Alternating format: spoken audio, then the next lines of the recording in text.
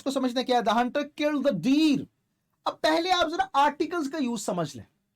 Articles क्या होते हैं, कितने होते हैं, याद है आप लोगों को, पता है किसी को कितने होते हैं जी आर्टिकल? आ, एन और फिर the, they are articles.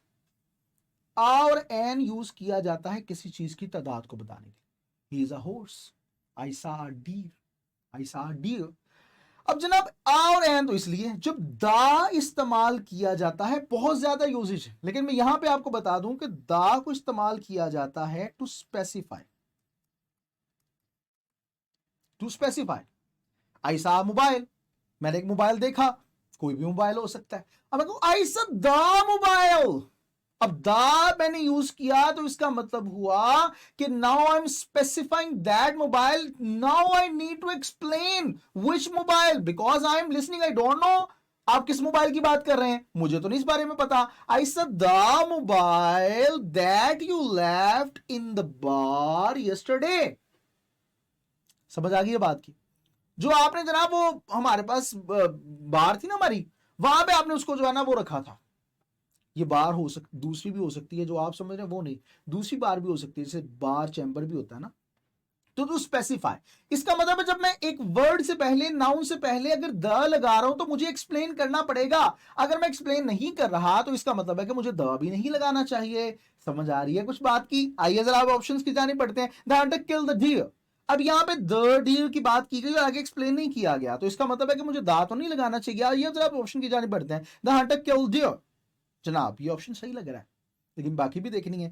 Hunter killed नहीं जी, वो तो दाल लगी नहीं है, तो ये तो गलत हो गया, ये तो किसी सूरत नहीं माना जाने वाला, अंडरस्टैंड ही नहीं हो रहा। Hunter killed the deer, no. The hunter killed the deer, no. Option number A is our right answer. Option number A क्या होगा? ये बिल्कुल ठीक होगा। क्लियर बेटा? मुझे उम्मीद है कि ये वाले सेंटेंसेस भी आपको बहुत अच्छे अंदाज से समझ आ गए होंगे इंशाल्लाह बेटा।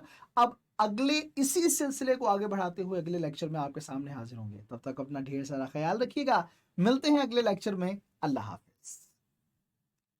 आउज़ु बिल्लाहि मिनश शैतानिर रजीम, बिस्मिल्लाहिर रहमानिर रहीम। रब्बि इश्रह ली सदरी व यस्सिर ली अमरी वहलुल उक़दतम मिन लिसानी यफ़क़हू क़ौली। अस्सलाम वालेकुम my dear students, how are you all? I hope you are all really fine and enjoying your good health. चलें बेटा, अब हम स्टार्ट करने जा रहे हैं सेंटेंस नंबर 8, और ये क्या कहता है देखें जरा। Each of us have a pen. Each क्या है? क्या आप में से को मुझे बताना चाहेगा ईच किसे कहा जाता है? असल में बेटा ईच कहा जाता है indefinite pronoun. Indefinite pronoun. Indefinite क्या होता है?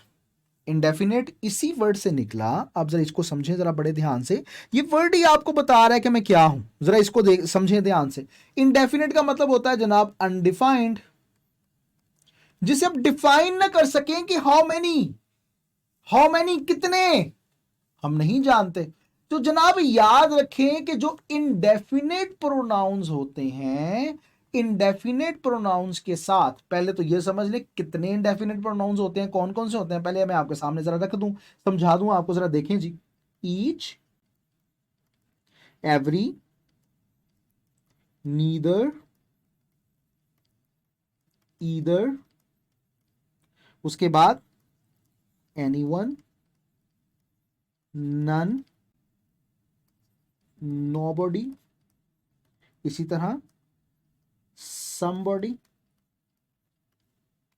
और सम हो सकता है, नथिंग हो सकता है, नथिंग के साथ साथ एवरीबॉडी हो सकता है। ठीक है, इसी तरह आप नो वन का इस्तेमाल भी कर सकते हैं, आप एवरी थिंग का इस्तेमाल भी कर सकते हैं। ये अल्फाज आपने याद रख लेने हैं। Each, every, neither, either, anyone, none, nobody, somebody को चाहे काट ही दें, समबॉडी ये थोड़ी सी सेंस दूसरी दे रहा है। Some, nothing, everybody, no one, everything, ये अल्फाज याद रख लें। इनको कहा जाता है कि ये इनडेफिनेट प्रोनाउंस।